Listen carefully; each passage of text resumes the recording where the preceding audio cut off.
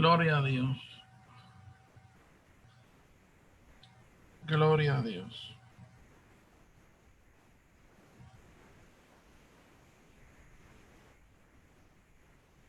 Gloria al Señor.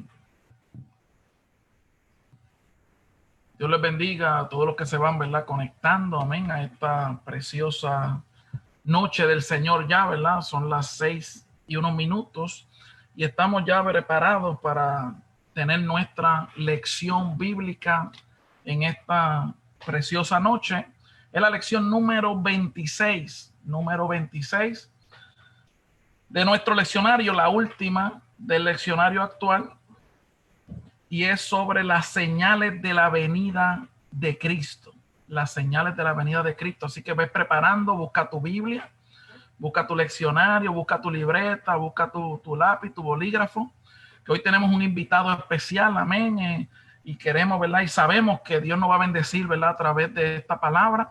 Así que te invitamos, ¿verdad? Separa este ratito, este tiempo que estemos para poder recibir esta palabra del Señor, ¿verdad? Y este estudio maravilloso. Queremos, ¿verdad? Comenzar, amén, con una oración.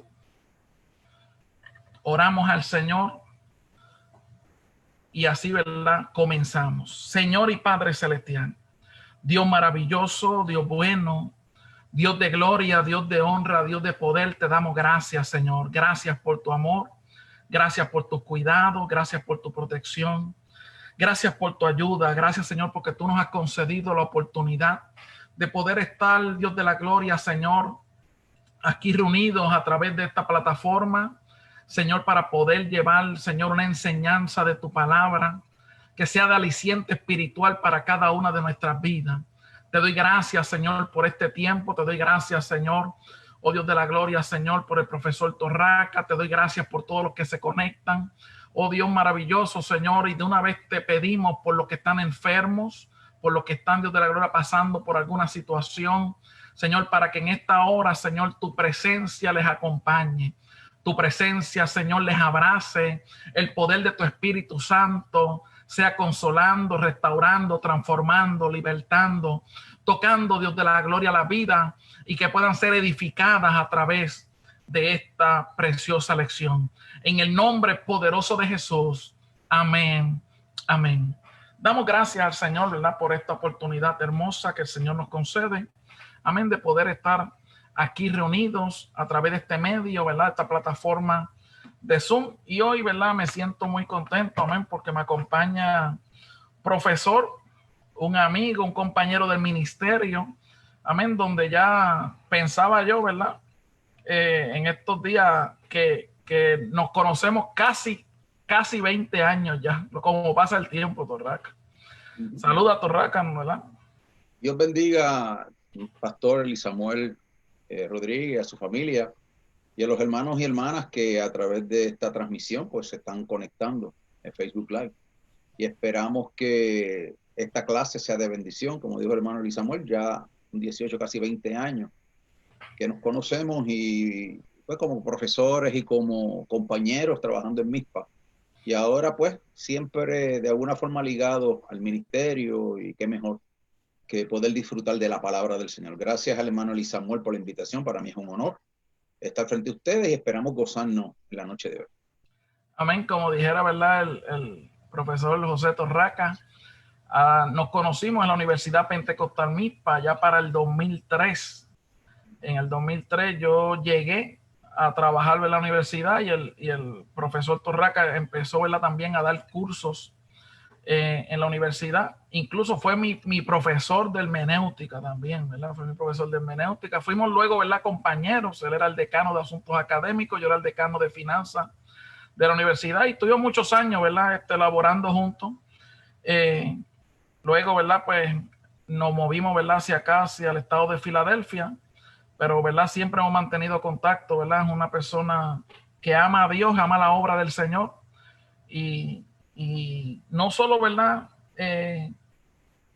es un profesor de teología, ¿verdad?, un teólogo, sino que es un siervo de Dios. Amén, un siervo de Dios que lleva toda la vida, ¿verdad?, allí en la iglesia de Pentecostal MI de Las Lomas, adorando, glorificando al Señor. Y para los que no conocen, ¿verdad?, si usted va a su leccionario, va a ver que las clases de ese segundo trimestre que están ahí, dice que fueron escritas por el profesor José Guillermo Torraca Mondríguez. Él nació, ¿verdad?, en San Juan, dice aquí el expositor, así que usted puede verlo. Tiene un grado de maestría en Artes y Religión del Seminario Evangélico de Puerto Rico. En el campo secular también, ¿verdad?, es químico, amén, del Colegio, ¿verdad?, de Agricultura y Artes Mecánicas de la Universidad de Puerto Rico en Mayagüez. Y lleva muchos años, ¿verdad?, laborando como profesor, no solo en la Universidad Pentecostal MIPA, en el área de teología, bachillerato, asociado, maestría, sino también, ¿verdad?, en otras universidades y en el seminario, ¿verdad?, teológico también de Puerto Rico, etcétera, ¿verdad? Dios, ¿verdad?, le ha bendecido y es un ministro de la Iglesia de Dios Pentecostal y escritor, ¿verdad?, de esta clase que vamos a dar hoy, las señales de la venida de Cristo. Así que yo, ¿verdad?, te aconsejo, amado hermano, amigo que estás ahí, que busca tu lápiz, busca tu apuntador, amén, porque queremos, ¿verdad?, que puedas disfrutar de esta hermosa clase. Y quiero, ¿verdad?, pasar rapidito, ¿verdad?, lo que es la afirmación fundamental y objetivos para así, ¿verdad?, dejar al profesor Torraca que nos trabaje, ¿verdad?, sobre esta hermosa clase. Cuando hablamos, ¿verdad?, de las señales de la venida de Cristo, en esta clase la afirmación fundamental dice: la iglesia debe estar apercibida, esperando al Señor. Las señales de su venida son evidentes, son evidentes. Objetivo de esta lección, después de estudiar esta lección, el alumno conocerá las señales que anuncian el rapto y retorno del Señor, priorizará, le dará importancia el vivir preparado esperando al Señor y valorizará las profecías respecto a las señales del rapto de la iglesia. Tú y yo como iglesia de Jesucristo estamos esperando su venida, estamos esperando, ¿verdad?, ese sonar de la trompeta, amén, donde nosotros, ¿verdad?, como iglesia creemos, amén, que seremos levantados, amén, y llevados, amén, con el Señor. Y luego, ¿verdad?, está la parte de lo que es la parucía, ¿verdad?, o la venida, segunda venida de nuestro Señor Jesucristo. Pero lo importante, ¿verdad?, es que tenemos que estar preparados. Y hemos visto, ¿verdad?, y estamos viendo las señales que se han ido cumpliendo. Y hoy más que nunca, la iglesia, ¿verdad?, y cada una de las personas debe estar haciendo, ¿verdad?, su reflexión. Señor, aquí estoy. Yo quiero irme contigo, ¿verdad? Así que esta es una clase maravillosa. Profesor Torraca, esto es suyo. Muchas gracias, hermano Samuel. Solamente para corregir un detalle, que sí, las clases de segundo trimestre, 6 de ellas son de este servidor, pero específicamente las últimas no son escritas por mí. Así que esta, por lo menos, no es escrita por mí. Desconozco quién la escribió, pero somos compañeros todos y todas en leccionario, ¿verdad? Y escribimos para la gloria del Señor. Ahora, amén. La clase de hoy dice las señales de la venida de Cristo. Está dividida en 3 partes. Usted la puede ver si tiene el leccionario con usted. Yo le recomiendo a mis hermanos, ¿verdad?, que siempre se haga del leccionario. Unas lecciones extraordinarias y siempre es una bendición. Y en la página 231 del leccionario, usted tiene el bosquejo que vamos a trabajar. Los primeros, los posteriores días, primeros 14 versos de Mateo 24. La gran tribulación sería Mateo 24, del 15 al 26. Y la importancia de ser fiel. Así que hay un pedazo bastante amplio que por lo menos la lección no cubre. Y obviamente la resumen y la aplicación práctica, que es al final.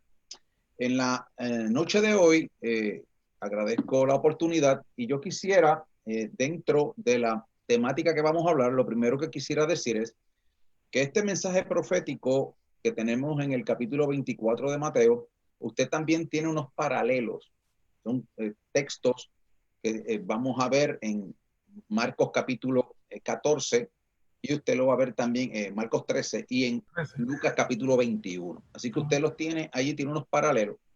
En el caso particular de Mateo, Mateo tiene un distintivo, porque Mateo es más amplio en el mensaje que se conoce como el sermón profético. Este sermón profético, por lo menos en Mateo, va desde el capítulo 24, el primer verso, y cubre prácticamente todo el capítulo 25 también. ¿Por qué es así? Porque a Mateo se encarga de contestar tres preguntas que le hacen los discípulos. Y quisiéramos entrar por ahí, los hermanos y las hermanas. Mientras que Marcos y Lucas tienen dos, ¿verdad?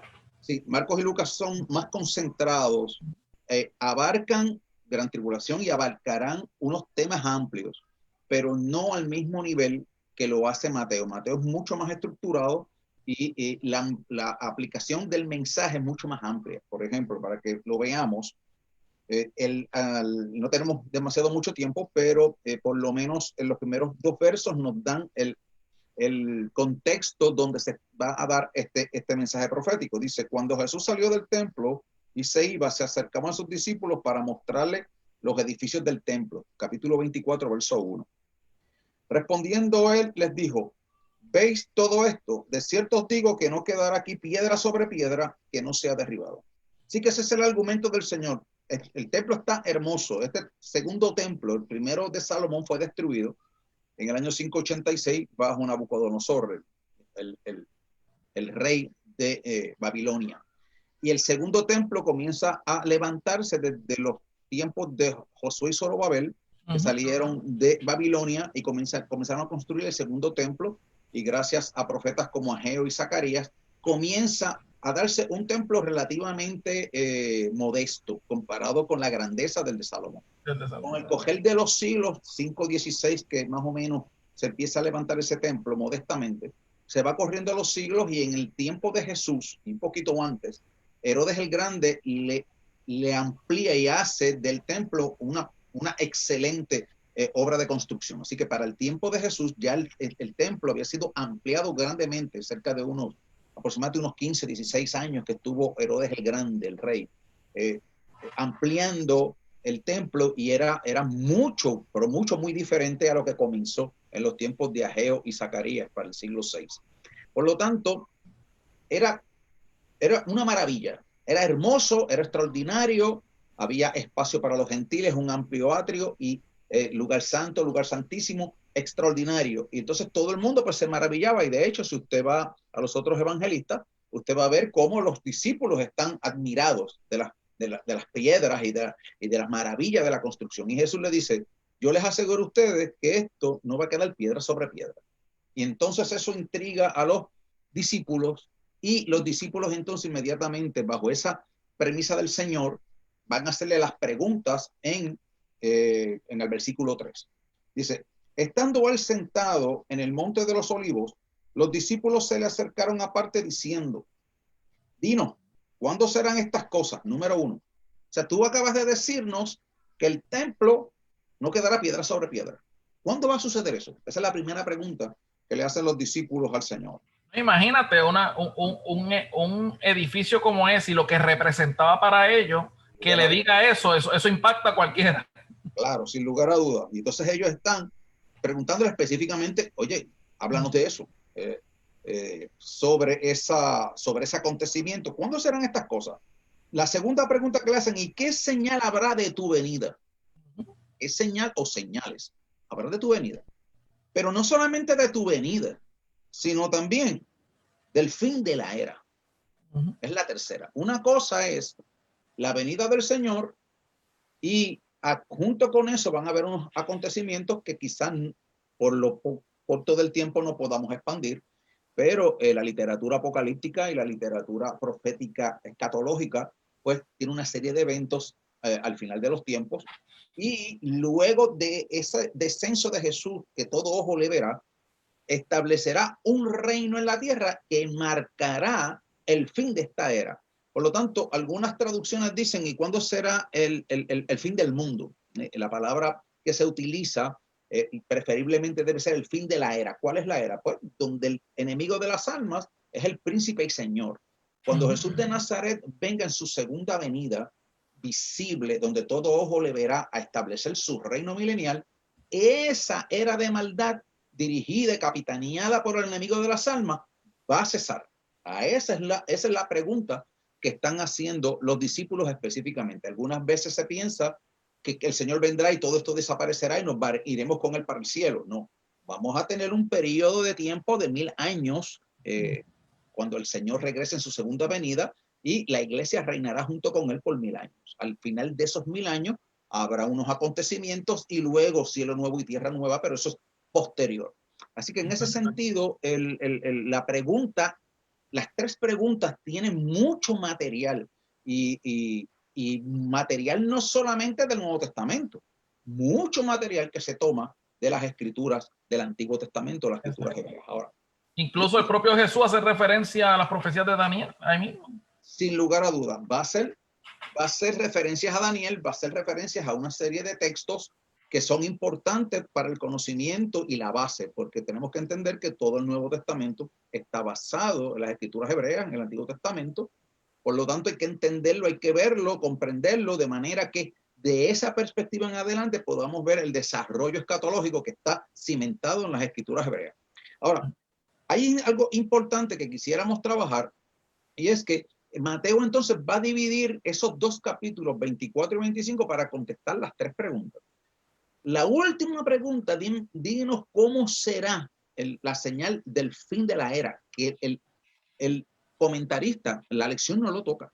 La lección va a tocar el periodo antes de la gran tribulación, periodo de la iglesia, o el periodo inmediato a la destrucción del templo, que se destruye en el año 70 de la era cristiana, y posterior un desarrollo histórico hasta la gran tribulación. Eso es lo que va a cubrir el leccionario.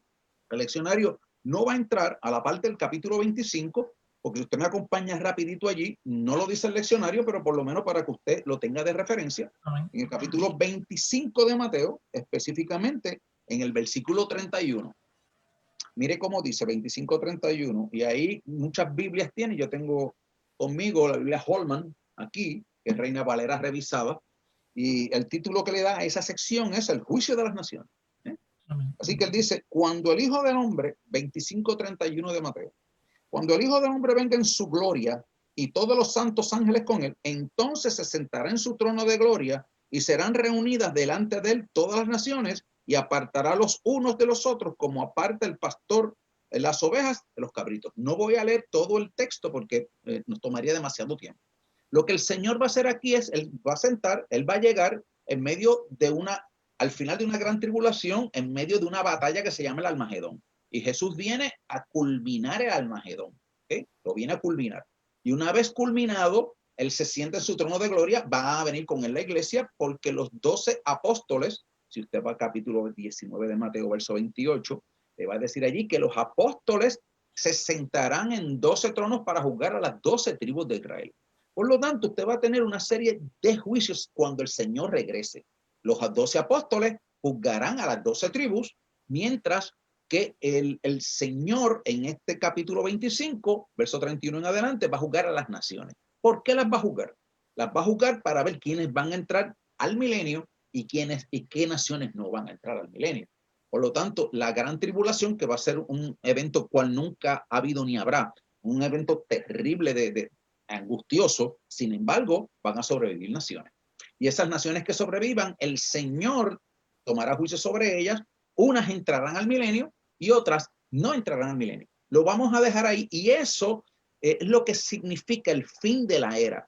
Ese concepto donde Satanás es el líder de todas las naciones, las manipula y es el capitán y líder, eso cesará. Porque usted va al capítulo 20 de Apocalipsis, ahí usted va a ver que en ese periodo del milenio Satanás va a ser echado al abismo, encadenado, para que no tenga influencia junto con sus huestes durante ese periodo del milenio. Por lo tanto, el fin de la era usted lo puede tener claramente en ese capítulo 25, los versos del 31 en adelante. Por lo tanto, tocamos un poquito de la tercera pregunta, que el leccionario no toca, pero por lo menos para que usted vea, ¿verdad?, más o menos cómo va desarrollando el autor de Mateo las tres preguntas y cómo las va a ir contestando. Ahora, importante también, y me alegro que esta clase, que es la que cierra el leccionario para este semestre, me alegro que sea la señal del fin, porque hay mucho comentario a raíz del concepto del COVID. Usted sabe que llega el COVID y llegan terremotos y la gente como que se excita y empiezan las profecías de aquí, empiezan las profecías de allá, y en qué sello estaremos y en qué trompeta estaremos. Mire, y eso es parte de lo que el propio Señor Jesucristo nos va a decir, y gloria a Dios, porque ya la palabra, el Señor nos la dejó clarita. lo que nos dice es cómo van a ser una serie de desarrollos que se van a dar cíclicamente en la historia de la humanidad hasta que Él venga, hasta que venga a establecer su reino. Y es bueno que entendamos que, como lo define el propio Mateo, el propio Señor en Mateo, esto es principio de dolores. O sea, lo que nosotros estamos padeciendo ahora, este COVID, que no es la primera, ojalá y sea la última, que haya, pero no es la primera epidemia extraordinaria. La peste negra, la peste bubónica, y hay otras que han causado unos estragos extraordinarios. Esta no ha causado tantos estragos porque la medicina y la ciencia han adelantado muchísimo y porque hemos aprendido de otras. Pero ha habido la epidemia bubónica, la peste bubónica en el siglo XIV dejó más de 50 millones de muertos. Y que estamos hablando dice que la población de Europa mermó a la mitad. Exactamente, o sea, que usted tiene un impacto extraordinario que inclusive los que estuvieron viviendo esos momentos apelaron a las mismas palabras, a ver si esto es el apocalipsis, esto es una cosa extraordinaria, la gente muriendo. O sea, en momentos de crisis, los hombres y mujeres apelan rápidamente a las escrituras o apelan al sensacionalismo, obviamente, dentro del contexto en que estamos viviendo. Personalmente entiendo que esto es parte de lo que el Señor va a llamar principio de dolores, es parte del principio de dolores. Y es una de las cosas que el Señor nos va a trabajar inmediatamente. Mire cómo dice. Y estando él sentado en el monte de los olivos, los discípulos le hacen las 3 preguntas y el verso 4 dice, respondiendo Jesús les dijo, mirad que nadie os engañe. Por eso es que tenemos que tener mucho cuidado. Mire, a veces, no sé si usted ha oído, en los últimos años aparecieron que si las profecías de Nostradamus, que si las profecías de Maya, que dicho sea de paso, había una profecía maya del calendario maya que decía que el 21 o el 22 el mundo se acababa. Hoy estamos ¿a cuánto? A 25. El mundo no se acaba. Así que usted va a tener una serie de personajes a través de la historia y desafortunadamente creyentes que son movidos a veces por emociones y cuantas cosas a decir que las cosas van a pasar así. El Señor Jesucristo, que es el maestro, que conoce la escatología, que conoce los tiempos del fin, nos dice, mira que nadie nos engañe. Esto está escrito, esto está escrito. Como bien tú dices, Turraca, en hace unas semanas atrás me preguntaba, ¿verdad? Una persona, ¿qué usted cree, pastor? Porque hay alguien que está diciendo que ya en el año 2021, que en el año... Mire, yo le contesté, si está poniendo fecha, está poniendo día, olvídese de eso. Porque el mismo Señor dice ahí, que el día y la hora nadie lo sabe, solo el Padre, ¿verdad? Obviamente, si usted le da a 6.000 millones de seres humanos una oportunidad de decir el día, pues a lo mejor en 6.000 millones de oportunidades se dé. puede ser, ¿verdad? Pero nadie puede poner fecha. Esa es una cosa que el propio Jesús lo dijo, mira, el día ahora, preocupémonos. Jesús nos dijo, los discípulos le preguntaron antes del Señor subir al cielo, en el capítulo 1 de los Hechos, Señor, ¿restaurarás el reino de Israel en este tiempo? Pregunta legítima, extraordinaria. Jesús no le dijo, no, eso no se va a dar. Jesús, eso se va a dar, pero mire, no les toca a ustedes saber los tiempos y las sazones que el Padre puso en su sola potestad. Lo que usted tiene que estar pendiente es llenarse de poder. Llénese de poder, llénese de virtud, para que me sean testigos en Jerusalén, en Judea, en Samaria. Y cuando la iglesia se mete a hacer el trabajo del Señor con fidelidad, con entrega, se olvida de esas cosas y el día menos pensado suena la trompeta. Adiós, mío, el Señor vino y nos vino a buscar. Pero si estamos todo el tiempo pendientes a eso y pendientes, no quiere decir que usted no vaya a las escrituras, que las estudie, que se aliente, porque la esperanza de la segunda venida de Cristo nos santifica, nos purifica para vivir una calidad de vida en esta tierra. Sin lugar a duda que mantenemos esa esperanza. Ahora, no es para estar desesperados como el vecino y el que no tiene a Cristo, que tiene esa disyuntiva, que tiene esa problemática. La iglesia descansa en esperanza. Amén. Una esperanza en Cristo Jesús. Una vez usted y yo hemos sido transformados, el Señor nos ha perdonado nuestros pecados. Lo que nos espera es que un levantamiento de la iglesia para participar de la boda con el amado. Eso es lo que nos espera. Mientras tanto eso se da, el Señor nos dice, llénate de poder, llénate de virtud, llénate de la presencia del Señor para hacer el trabajo que nos toca hacer ahora. Llegará el día que seamos levantados y entonces la cosa correrá. Otros entrarán en el programa de Dios en la gran tribulación. Mientras tanto, la iglesia estará gozando de los juegos del Cordero en el cielo. Ahora, y el maestro en ese capítulo 24 o en Marcos 13 o en Lucas habla sobre esa parábola, o sea, sobre estar alerta, estar preparado, no se duerman, estar apercibidos. O sea, nosotros como iglesia pues estamos preparados, vivimos confiando que el Señor va a venir. Claro. Y entonces aprovechamos para entrar a la última parte. No la vamos a leer porque esto está corriendo demasiado rápido. Cuando la cosa se pone buena, el tiempo se va volando. Pero dele ahí que estamos un poquito mal, damos un poco más. Pues amén. Pero la importancia de ser fiel, esa la va a decir al final. Yo quisiera adelantarla ahora porque los materiales intermedios son mucho más amplios. Mire, es importante ser fiel. A veces la iglesia, en mi caso particular, Luis Samuel lleva prácticamente toda su vida en el Evangelio. Yo llevo 46 años, quizá algunos de ustedes que nos oyen tienen 50. Pero mire, es una lucha, es una lucha. Desde el primer día de convertido hasta el sol de hoy, es una lucha continua contra nuestra carne, contra el mundo, contra el diablo, y es una lucha continua y usted a veces se cansa y usted anhela, pero mire, esa esperanza de que Cristo viene, esa nos renueva. Esa es la que nosotros tenemos que ser fiel, de manera que no se aplique lo que dice el adagio de que mucho nadar para morir en la orilla. Que no tengamos muchos años en el Evangelio y cuando ya esté a punto de sonar la trompeta, entonces decaigamos. Así que en ese sentido, Apocalipsis nos dice, mire, el santo, santifíquese más todavía. El justo, justifíquese más todavía. O sea, en la medida que se va acercando ese misterio de iniquidad, que va a venir todo eso que es la gran tribulación, esto se va a poner difícil, difícil. Mire, la nación americana, que siempre fue una nación que representó los grandes valores del Evangelio, hoy está, mire, partiéndose en cantos, unos levantándose aquí, unos levantándose allá. Esto es una cosa tremenda y el cristiano tiene que estar bien metido con Dios, no solamente para que los Estados Unidos sean bendecidos, que Dios meta su mano, que Dios levante hombres y mujeres que defiendan el Evangelio, sino a través del mundo entero también. Y entonces usted ve todas esas luchas y como que uno a veces, wow, como que se impacienta. La palabra de Dios nos dice, tranquilo, que nadie os engañe. Esto está escrito, esto está bajo el control del Señor. Eso es bien importante que lo entendamos. Y es muy triste, como tú dices, la misma palabra dice, después que has puesto la mano en el arado, que tornes tu mirada hacia atrás. Y es triste ver personas que pueden llevar 10, 20, 30, 40 años y que después que ha estado toda su vida en el Evangelio, mires para atrás. O sea, realmente es un llamado de Jesús, ¿verdad? Es decir, estar alerta, ser fiel hasta la muerte, que yo voy a estar contigo. Amén. Ser fiel hasta la muerte. Muy bien.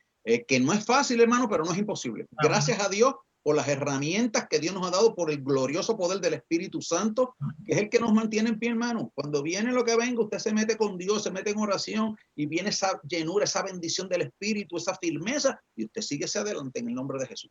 Muy bien. Mire qué interesante, porque ahora Jesús va a pasar a una serie de sucesos cíclicos en la historia de la humanidad. Mire cómo dice, mirad que nadie os engañe, es lo primero que nos dice, porque vendrán muchos en mi nombre diciendo, yo soy el Cristo, y a muchos engañarán. Mire, no solamente en los tiempos del Señor, y antes de los tiempos del Señor, inclusive cuando los apóstoles estaban predicando, Gamaliel defendió a los apóstoles diciendo, mira, se levantó Teudas, se levantó aquel que vino en el nombre de tal y más cual, se levantó Bar Kokhba en el año 132 diciendo que era y lo señalaron como el Mesías y todo terminó en ruina. Y luego de eso, usted ha tenido cantidad de personas que se han levantado y autoproclamado como el Mesías. El último de ellos tuvimos aquí uno boricua que se llamaba, que se hizo llamar Jesucristo hombre. Así que ahora su esposa cogió el batón y ahora no sé si se llama Melquisedec y ahora tienen ahí un arroz con no sé qué, que nadie sabe ni la hora que es ahí. Por lo tanto, usted tiene cantidad de personas en los tiempos, tanto bíblicos como en la historia de la humanidad, que se ha autoproclamado como Mesías. Y eso es bien importante que lo sepamos, porque en un momento dado va a venir uno que se va a autoproclamar y va a tener la entrada hacia Israel y el mundo como un antimesías. Eso es importante que lo sepamos. Pero vamos a ver el ciclo rapidito. Dice, yo soy el Cristo y muchos engañarán. El versículo 6, y oiréis de guerra y rumores de guerra. Mirad que no os turbéis, porque es necesario que todo esto acontezca, pero no es el fin. Así que le está dando aviso a ellos, a los apóstoles y a nosotros, pero no es el fin. Sigue diciendo, porque se levantará nación contra nación, reino contra reino, y habrá pestes, hambres, terremotos en diferentes lugares. Sigue diciendo, y todo esto será principio de dolores. Cíclico, cíclico. Dígame cuántas guerras han habido. Cantidades industriales. Dígame cuántas hambrunas en la historia de la humanidad han habido. Desde que Jesús dijo eso, cantidades. Cíclico, cíclico, cíclico, ¿verdad? El versículo 9 dice, entonces os entregarán a tribulación. Aquí entonces es interesante que usted vea que ya Jesús lo hace. Primero está hablando de que vendrán estas cosas, vendrán unas mi nombre, vendrán así, asado, guerras, rumores de guerras, hambres, peste. Pero ahora se dirige a los discípulos. Mira qué interesante. Dice, entonces os entregarán a tribulación y os matarán y seréis aborrecidos de toda la gente por causa de mi nombre. Eso puede tratar a los propios discípulos de Jesús que fueron perseguidos tanto por su pueblo como otros. Dicho sea de paso, los apóstoles, con excepción quizá de Juan, que murieron en el martirio. Amén. El evangelio. Y aún el propio Juan fue desterrado y sufrió 20,000 cosas. Exactamente. El evangelio, el cristianismo, era una minoría perseguida por todo el mundo. El apóstol Pablo decía, mire, yo tengo que hacerle frente a los judíos, tengo que hacerle frente a los gentiles y a los falsos hermanos que se meten en las iglesias también. Por lo tanto, la iglesia estaba perseguida por todos lados. Así que Jesús puede estar refiriéndose a los discípulos directamente como al resto de la iglesia que se va a desarrollar a lo largo y ancho antes de la gran tribulación. Así que en ese sentido, preguntó, ¿cuáles son las señales de ese evento de la destrucción del templo? Pues mire, entre el levantamiento de Jesús más o menos en el año 30 al cielo y la destrucción del templo en el año 70 hay cerca de 40 años. Y en esos 40 años hubo esta serie de cosas, no solamente rumor de guerra y todo lo demás, pero ya directamente Jesús le está hablando, mire, ustedes van a enfrentar personalmente todas estas cosas. Muy bien. Sigue diciendo entonces, entregarán, os matarán y seréis aborrecidos. Muchos tropezarán entonces y se entregarán unos a otros, y unos a otros se aborrecerán. Y muchos falsos profetas se levantarán y engañarán a muchos, y por haberse multiplicado la maldad, el amor de muchos se enfriará, mas el que persevere hasta el fin, este será salvo. Así que se los dice a los discípulos, nos dice a todos los creyentes en todas las épocas, y nos lo está diciendo hoy, porque esta es una palabra viva.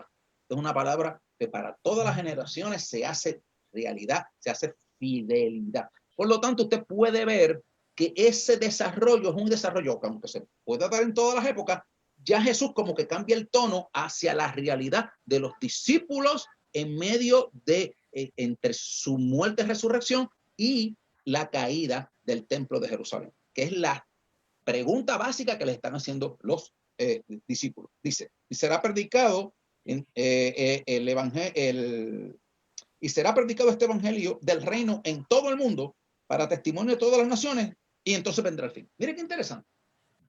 Ahora, usted puede verlo de dos formas, porque a veces usualmente pensamos que este texto lo traemos a nuestros días, y obviamente con los adelantos extraordinarios de la ciencia, tecnología, internet y todo, pues se nos hace relativamente menos difícil abarcar al mundo entero y evangelizar al mundo entero. Ahora, eso es ahora, y todas las generaciones han tomado ese texto y se han preocupado por, generaciones cristianas, por llevar y evangelizar. Ahora, en el tiempo de los apóstoles, el mundo conocido prácticamente fue ¿qué? Fue evangelizado. O sea, que a veces pensamos, ese mundo que está hablando Juan, es las Américas, es Oceanía, mire, muchos lugares del mundo no se conocían. Las Américas no se conocían. Pero el mundo conocido fue prácticamente impactado por la iglesia del Señor. El apóstol Pablo llegó a decir, mira, yo no tengo campo. En todas las regiones del Ilírico, entiendas, en todas las regiones al norte y este de Grecia, todo yo lo he evangelizado.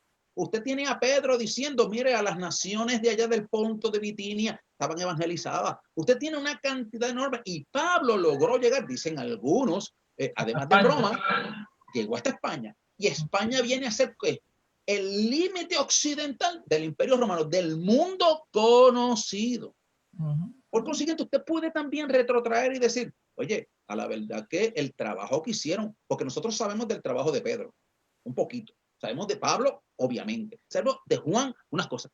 Pero ¿qué hizo Matías? ¿Y qué hizo Felipe? ¿Qué hizo el otro? Entonces usted, cuando va a los escritos de la tradición, usted se va a dar cuenta que muchos de ellos extendieron hasta la India, que llegaron hasta estos lugares, hasta el mundo conocido. Por lo tanto, yo puedo ver que este evangelio será predicado a todas las etnias, al mundo conocido, y vendrá el fin. ¿Qué fin? El primero, que es la primera pregunta, que es el fin del templo. Y el fin de Israel como pueblo, porque déjeme decirle que en el año 70 fue destruido el templo y la ciudad de Jerusalén. Y más adelante, hasta el 135, 132, 135, en la segunda revuelta judía, Adriano apagó y arrasó con Israel y no permitió que los judíos entraran a Jerusalén. Y del 135 en adelante usted ve un destierro grandísimo del pueblo de Israel. En otras palabras, en ese periodo de tiempo que llamamos primero el 70, la destrucción del templo, y luego otras devastaciones bajo el Imperio Romano hasta Adriano en el 135, usted ve entonces que Israel no solamente perdió el templo, su ciudad principal, Jerusalén, fue tomada, no le permitieron a los judíos entrar, fue profanada, fue llamada Aelia Capitolina, un nombre pagano. Por lo tanto, los judíos fueron echados al mundo entero. Eso pudiéramos decir que es una forma de cumplimiento parcial de ese fin. ¿Se da cuenta entonces? O sea que este concepto que nosotros llamamos un concepto de sentido pleno. Yo tengo unas plantillas, no quisiera entrar porque creo que voy a perder mucho tiempo, pero sepa que hay profecías en las escrituras que tienen cumplimientos parciales mirando a un cumplimiento cabal al final de los tiempos. Y una de esas profecías es el día de Yahvé. El día de Yahvé ha tenido cumplimientos parciales. Primeramente, el cautiverio de las 10 tribus del norte bajo Asiria en el 722. Luego usted tiene un destierro y destrucción de Jerusalén bajo Nabucodonosor 586. Luego usted tiene una destrucción del templo en el año 70. Luego usted tiene una serie de eventos que se van dando, que se conocen como Día de Jehová, de apertura de Jacob, pero el más grande de ellos lo anunció Jesús, lo anunció Daniel, lo anunciaron los profetas, está en el tiempo escatológico, en el tiempo del fin. Antes de que llegue ese tiempo del fin, usted va a ver que una serie de eventos que se catalogan como Día de Yahvé, el Día de Jehová, tiempo de angustia, tiempo de tribulación. Y usted ha tenido eso en distintas instancias. El mayor de todos ellos está en la gran tribulación, que Jesús ya mismo lo va a decir. Así que en ese sentido, la literatura apocalíptica es compleja, es compleja. Yo tengo una serie de materiales, creo que no me va a dar el tiempo porque es mucho material, pero yo invito a mis hermanos que vayan al capítulo 9 de Daniel.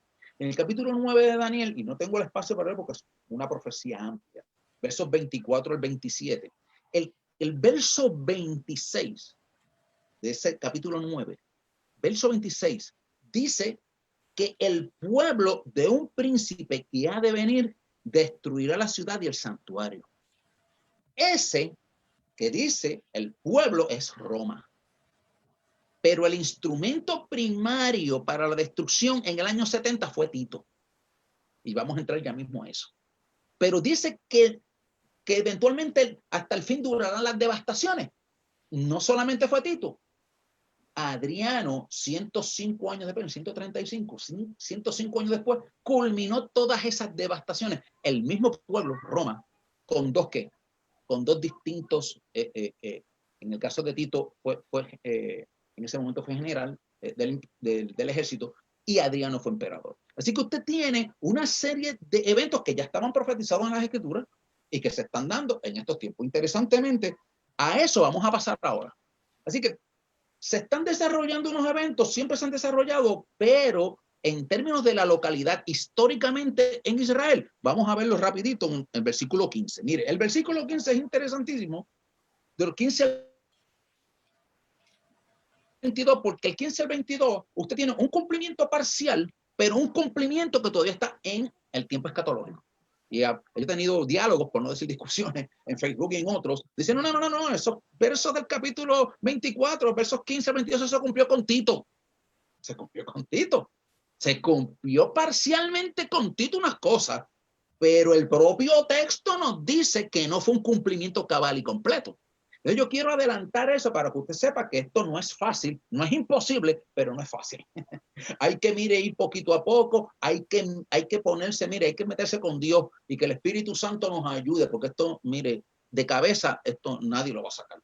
Hay que meterse poco a poco, con mucho estudio, con mucha paciencia, y el Espíritu Santo nos va dando discernimiento. Ahora, yo quisiera entrar a esa porción importante que nos va a llevar gradualmente, no solamente a la destrucción del templo en Jerusalén, sino que nos va a ir acercando a la gran tribulación. Y como gran tribulación, al final de la gran tribulación, va a venir el fin de esta era. El fin de esta era. Muy bien. Mire cómo sigue diciendo.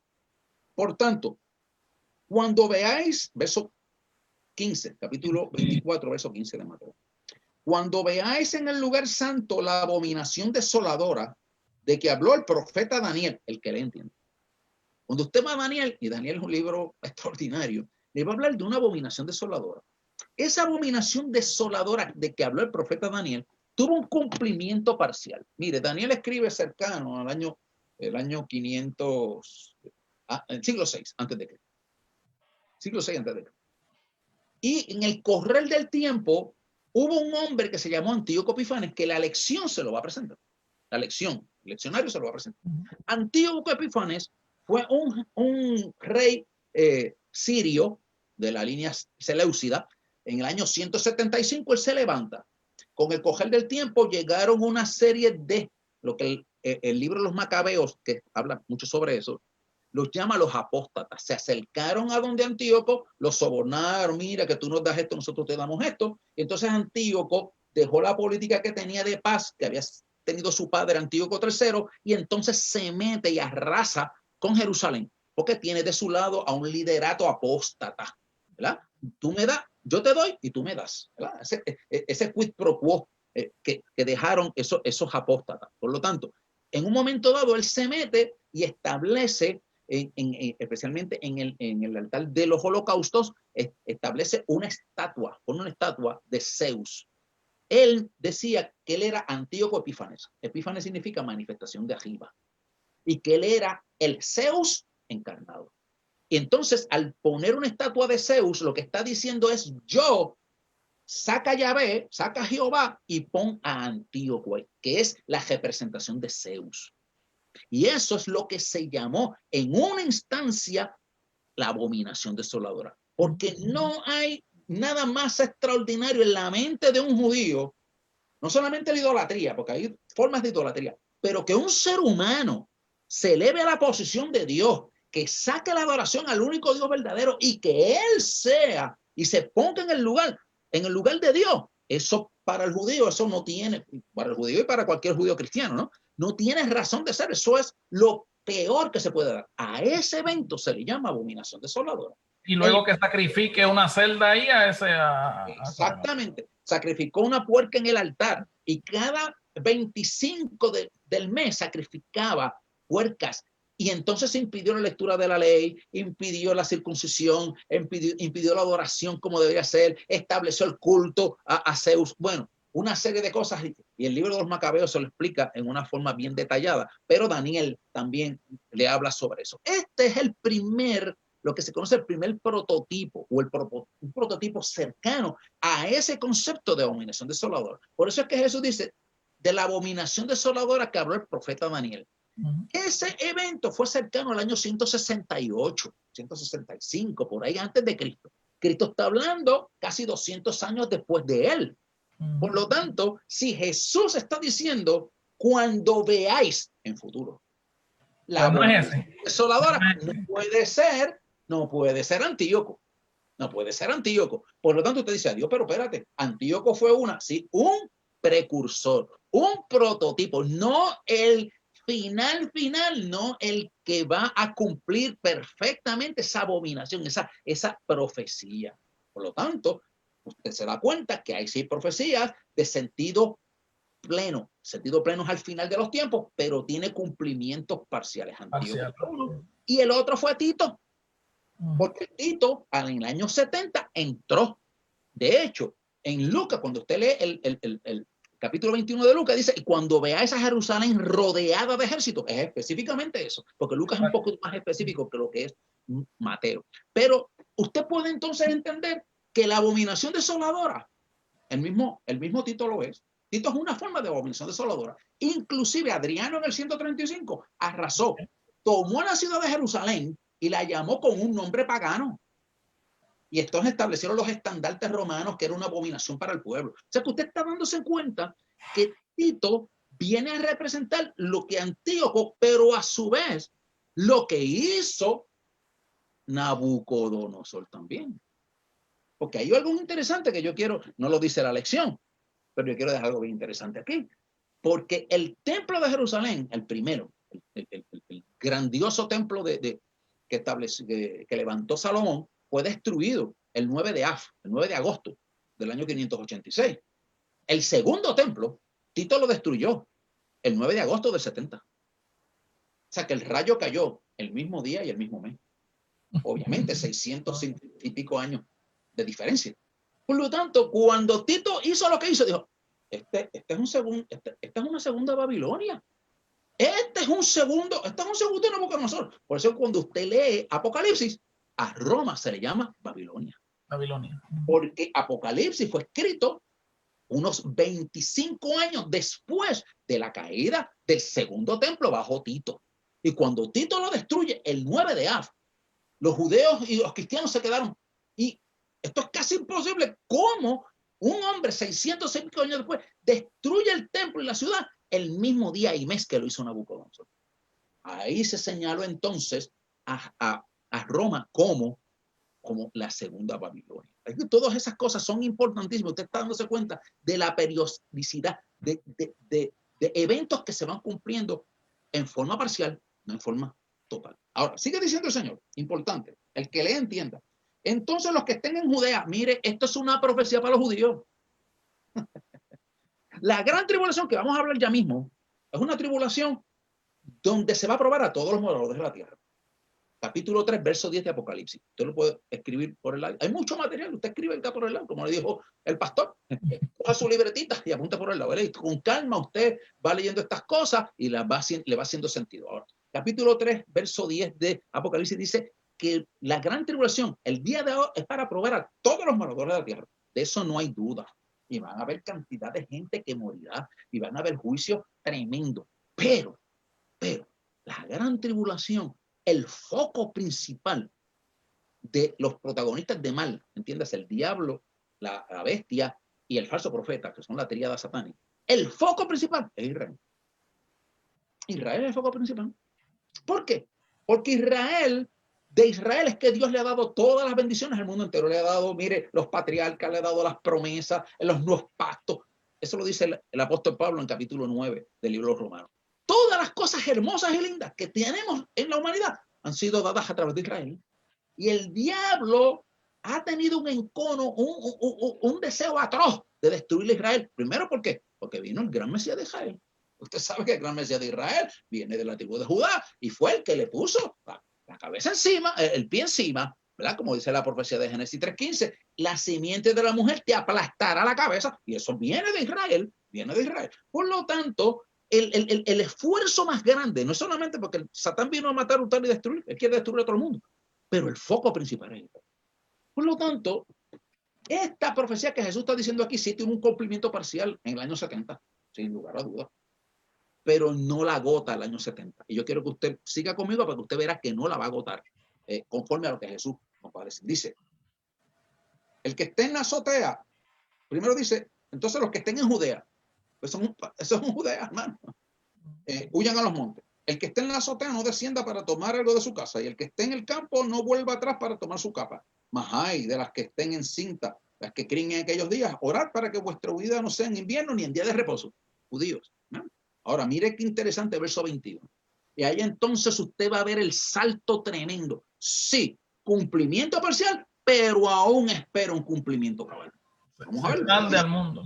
Sí, señor. Porque habrá entonces gran tribulación, cual no ha habido desde el principio del mundo hasta ahora, ni la habrá. ¿Cómo es eso? Ni la habrá. Quiere decir que eso es lo último de los muñequitos, decimos acá en Borinque, ¿verdad? Eso es lo último, eso es lo peor. Esa es la famosa gran tribulación que se va a dar en el tiempo escatológico. Es lo que se conoce como la semana 70 de Daniel. Y yo le hablé del capítulo 9, ¿verdad? Capítulo 9, verso 26, nos habla de esos momentos de Tito, que llegó también el otro emperador, Adriano, que destruyeron, hicieron. El verso 27 dice, y por otra semana hará el pacto. ¿Quién va a hacer ese pacto? Y ahí hay divisiones, personas, uno dice una cosa, otro otra. Pero el verso 26, yo le invito a que usted lo lea con calma en su casa, 9:26 de Daniel, dice, el pueblo de un príncipe. Ya debe. Por lo tanto, el pueblo de un príncipe es Roma. Roma vino y trajo a quién? A Tito. Destruyó el templo. Y Adriano acabó. Devastación. Pero ¿quién va a ser la semana última, la 70? ¿Quién lo va a hacer? El mismo pueblo de un príncipe. El mismo pueblo de un príncipe. Porque al final de los tiempos va a haber una Roma, un imperio romano restaurado. Con 10 ¿qué? Con 10 cuernos o 10 líderes que le van a dar la autoridad a un individuo que es la abominación desoladora verdadera y final, el anticristo, la bestia, el hijo de perdición, que el apóstol Pablo nos dice en el capítulo 2 de Tesalonicenses, porque Pablo habla tantos textos en la Biblia que nos habla de este individuo que se llama anticristo, bestia, hijo de perdición. Pablo nos dice, mire, este hijo de perdición se querrá sentar en el templo de Dios, haciéndose pasar por Dios. Por lo tanto, lo que hizo en su momento Antíoco, que fue enviar una estatua, y otros han puesto símbolos y otros han puesto unas cosas. Este individuo no va a poner símbolo ni va a poner estatua. Él mismo querrá sentarse y ser adorado.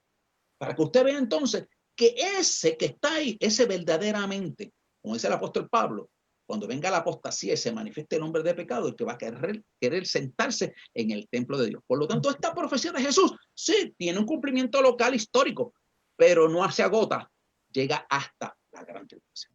Extraordinario, extraordinario. Mire cómo dice el versículo 22. Dice, y si aquellos días, entiéndase, los días de gran tribulación, esa semana 70, esos 7 años de tribulación, si aquellos días no fuesen acortados, nadie sería salvo. Mas por causa de los escogidos, aquellos días serán acortados. Mire, ¿quiénes son los escogidos? ¿De dónde Jesús está sacando esta profecía? Yo quiero que usted me acompañe rapidito. Yo sé que el tiempo avanza. Capítulo 12 de Daniel. Rapidito, capítulo 12 de Daniel. ¿De dónde Jesús está sacando esta profecía? Jesús no se la está inventando. Jesús está en la misma tradición de los profetas de Israel. Y en el capítulo 12, mire cómo Daniel describe. Esta Biblia Holman es nueva y casi no la domino y tengo que pasar las páginas, ¿verdad? Poquito a poco. Muy bien. Dice Daniel capítulo 9. Capítulo 12. En aquel tiempo se levantará Miguel, el gran príncipe, que está de parte de los hijos de tu pueblo. De los hijos de tu pueblo, sí, Israel. Capítulo 12, verso 1. Y será tiempo de angustia, cual nunca fue desde que hubo gentiles hasta ahora. Es lo mismo que dijo Jesús. Una gran tribulación cual nunca ha habido hasta ahora. Lo que pasa es que Jesús dijo, ni habrá. Así que Jesús está hablando del mismo pasaje profético que Daniel. Daniel 12. El mismo pasaje profético. Lo que pasa es que Jesús amplió y dijo, Jesús tiene la autoridad, está en esa tradición profética de Daniel, que vamos a ver a Jeremías también, y va a decir que no habrá hasta ese momento, desde los tiempos de los gentiles. Jesús dice, ni la habrá. Jesús añade, dice, eso es lo último, lo peor del mundo. Pero miren cómo dice, ¿cuál va a ser ese propósito de ese tiempo de angustia? Desde que hubo gente hasta entonces, pero en aquel tiempo será libertado tu pueblo. Tu pueblo. ¿Se da cuenta que el trato de la gran tribulación es con todo, es contra todo el diablo, pero Dios va a tratar con Israel? Y va a ser un tiempo de angustia terrible cual nunca ha habido ni habrá para Israel. Y a eso usted le suma, vaya conmigo rapidito, al capítulo 30 de Jeremías, que son textos, esto es lo que llamamos textos paralelos encadenados, para que le dé, para que usted tenga. Capítulo 30 de Jeremías. Mire cómo dice el capítulo 30 de Jeremías. Versículo 7. Dice, ¿cuán grande es aquel día? ¿Cuán grande es aquel día? Tanto que no hay otro semejante a él. Paralelo, pues no ha habido. Pero no hay semejante a él. Palabra día en hebreo es yom. Puede ser 12 horas del día, puede ser 24 horas o un tiempo indeterminado. 7 años. Periodo de gran tribulación, ¿verdad? Cuán grande es aquel día. Tanto que no hay otro semejante a él. Tiempo de angustia. Exactamente la misma frase que Daniel 12:1. Entonces usted tiene ahí un enlace profético. Tiempo de angustia, ¿verdad? Como ese no hay semejante. Tiempo de angustia para Jacob, pero de ella será liberado. Esos dos capítulos que usted tiene, Jeremías y Daniel, son los que toma Jesús. Jesús está trayendo la profecía de Jeremías y Daniel, que es para Israel. Por lo tanto, el Jesús está en la misma línea de Jeremías y Daniel, hablando a Israel. Los escogidos no pueden ser otros que Israel. Por lo tanto, si usted quiere hacer un exégesis o una hermenéutica, una interpretación sana, usted tiene que ir en armonía con lo que dice Jeremías, con lo que dice Daniel, porque es exactamente una profecía montada de ellos dos y traída. Y entonces el concepto escogido es el pueblo de Israel. ¿No es la iglesia? No es la iglesia. La iglesia, mire, la iglesia va a ser recogida. Y eso es un tema, quizá para otra noche. Vuestro pastor y tiene... eso es otro tema. Ya eso es otro tema que nos gozaremos en ese otro tema si el Señor lo permite, ¿verdad? En agosto, si Dios permite. Después le vamos a dar detalle. En agosto, eso viene. Ya mismito nos meteremos en esas profecías gloriosas, en esa experiencia maravillosa del arrebatamiento de la iglesia.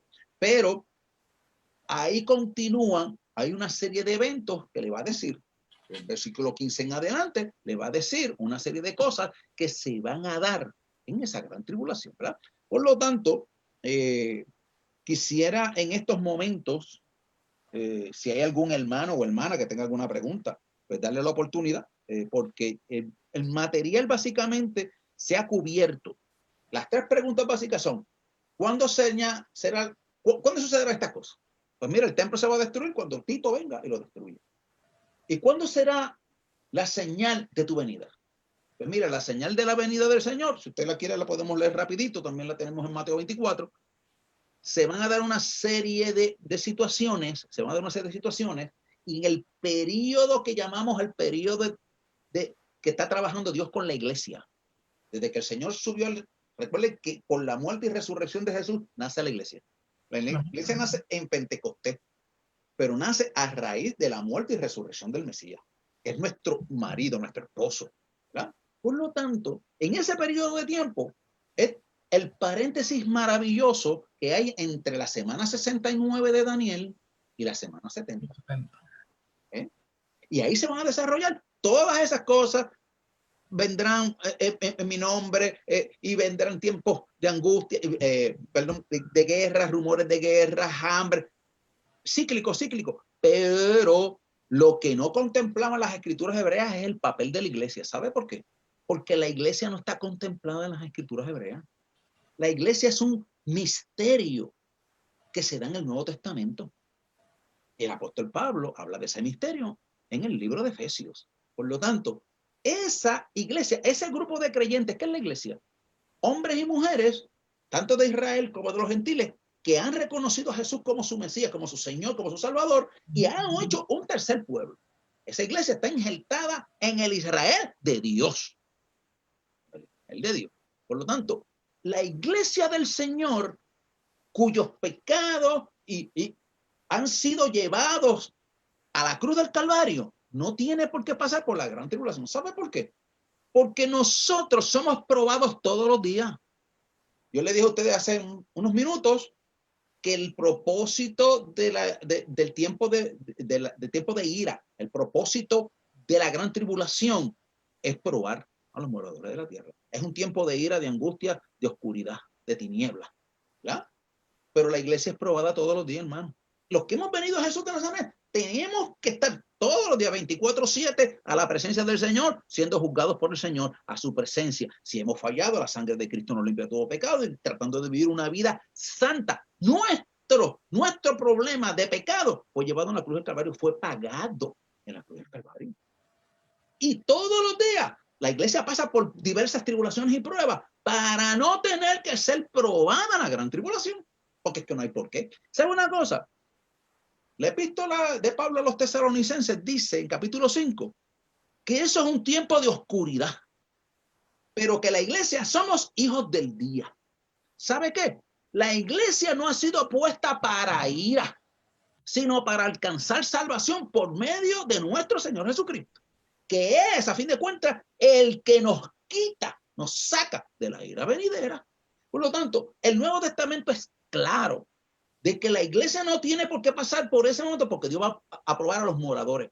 La palabra moradores de la tierra nunca se ha referido a la iglesia. Nunca se ha referido a la iglesia. La iglesia espera el levantamiento glorioso antes de la gran tribulación. Por lo tanto, en todos esos movimientos usted va a ver todo este desarrollo de casi 2000 años que ha estado la iglesia y que creemos que estamos a las puertas, al toque de la trompeta. Yo quisiera culminar, ¿verdad? Si es que no hay preguntas, con esto que me parece importante. Mire, Amén. nosotros hemos hablado, y el apóstol Pablo habla, 1 Corintios, capítulo 15, versos 51 y 52, y también en 1 de Tesalonicenses 4:15. Habla de la trompeta. Mire, no es la trompeta Apocalipsis. No son las trompetas de juicio Apocalipsis. En Israel hay distintas formas de trompeta. De la trompeta que Pablo habla para el recogido de la iglesia es un shofar. Un shofar es un cuerno. Puede ser de carnero, puede ser de antílope, de distintos animales. Un shofar que se toca. Y sabe una cosa, que hay una de las fiestas más hermosas que tiene Israel, que se llama el Rosh Hashanah. El Rosh Hashanah se da el 1 de Tishri, donde comienza el año civil judío. Primer día, la cabeza del año, Rosh, la cabeza. Y ahí se tocan una serie de clamoreos. Varios clamoreos, algunos hablan hasta de 100 toques de trompeta en distintos intervalos. Al final de ese intervalo, la iglesia es levantada. La iglesia es levantada con un shofar. La iglesia no es levantada con una trompeta de juicio. No, son cosas diferentes. En Israel habían unas trompetas de plata, hatotzerot, que eran para unas cosas. El shofar se toca para el clamoreo de trompeta, que es el levantamiento de la iglesia. Y sabe que la iglesia es levantada y después en el clamoreo de trompeta es el 1 de Tishri. El día 10 es el Yom Kippur. Cuando Cristo regresa, también se toca un shofar. Por eso es que él dice que cuando él venga, todo ojo le verá y reunirá a sus escogidos y se tocará trompeta, porque se va a recoger a Israel con un toque de shofar. Y cuando el Señor regrese con su iglesia, que el pueblo de Israel, los que sobrevivan, vean sus marcas y vean que ese crucificado es su Mesías, ahí llorarán por él, ahí gemirán por él, como dice el profeta Zacarías. Ese es el gran día del Yom Kippur, el día de la aflicción grande de Israel. Se va a dar cuando Cristo venga y muestre sus manos heridas. Con ellas fui herida en casa de mis amigos. Y entonces los que sobrevivan, los piadosos de Israel, llorarán, gemirán como un hijo primogénito y unigénito. Y llorarán y le abrazarán, y ahí será el famoso nuevo pacto para con el pueblo de Israel, prometido por los profetas. Por lo tanto, usted tiene una serie de fiestas que todavía están por cumplirse. Entonces, el clamoreo es el día 1 de Tishri. Varios clamoreos, y al final de ese clamoreo de trompeta, ¡pum!, la iglesia levantada. Se da la gran tribulación. Y cuando Israel está en su apertura terrible, vendrá el Mesías y mostrará. Hay otro toque de shofar, porque en el día de la expiación, el sumo sacerdote toca el shofar. ¿Y quién es el gran sumo sacerdote de Israel? No es Aarón. No es Aarón. El gran sumo sacerdote, según el orden de Melquisedec. No de Melquisedec, como dice Hebreo. Sí, señor. Y ahí él tocará y reunirá a los suyos y le mirarán. Oiga, por siglos han dicho cuántas cosas de Jesús. Si alguien le ha dado duro a Jesús de Nazaret, son las tradiciones rabínicas, los escritos rabínicos. Pero como el apóstol Pablo en ignorancia. Pero cuando Jesús se manifieste y le vean, y le ven en el momento de angustia a defenderlo y a destruir los ejércitos de la bestia. Entonces dirán, este es el hombre, este es el que fuimos engañados, pero este es el. Y entonces le abrazarán, le amarán, llorarán. El verdadero día de expiación, el verdadero día de clamor grande se va a dar cuando Cristo venga. Otra forma de shofar. ¿Y sabe una cosa? Que ese mes de Tishri, el día 15 se celebra la fiesta de los tabernáculos. Y la fiesta de los tabernáculos, la fiesta de mayor alegría en Israel. La verdadera fiesta de los tabernáculos se va a dar en el milenio.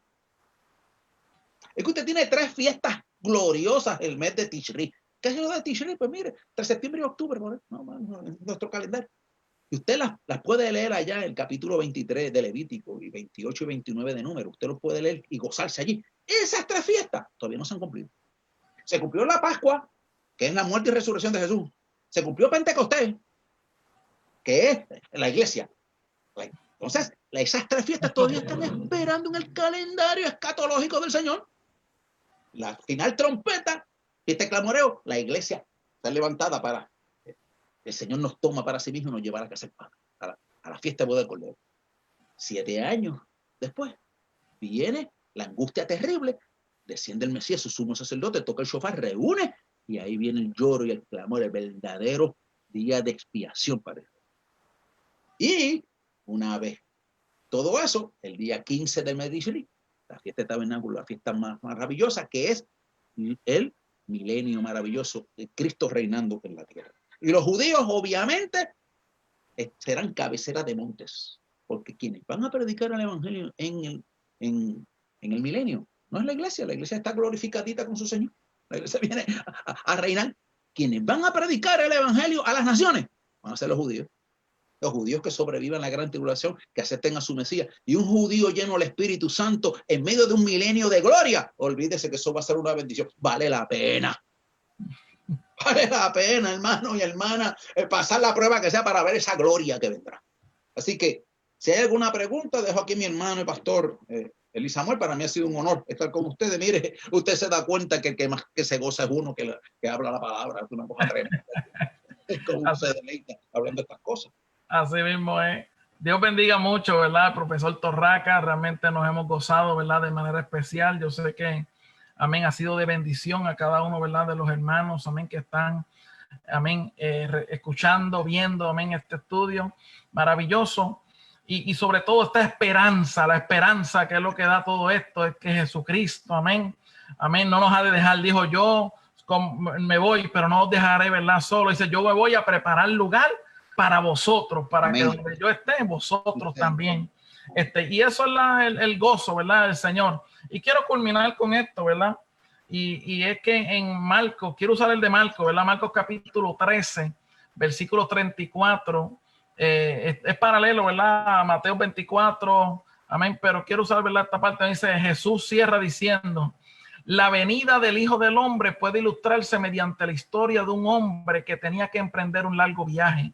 Cuando salió, estoy leyendo Nueva Traducción Viviente, cuando salió de casa, dio instrucciones a cada uno de sus esclavos sobre el trabajo que debían hacer y le dijo al portero que esperaba su regreso, ustedes también deben estar alerta, pues no saben cuándo regresará el amo de la casa, si en la tarde, a medianoche, durante la madrugada o al amanecer, que no les encuentre dormidos cuando llegue sin previo aviso. Les digo a ustedes, dijo Jesús, lo que digo a todos, manténganse despiertos esperándole a él. Manténganse despiertos esperándole a él. ¿Cuál es nuestra, verdad, labor? Como decía, verdad, el profesor Torraca, el llamado de Jesús, a ser fiel. A ser fiel. Seamos fieles, ¿verdad? Al Señor, amén, aleluya. Y sabemos, ¿verdad? Que Dios viene a buscar a gente que son fieles al Señor.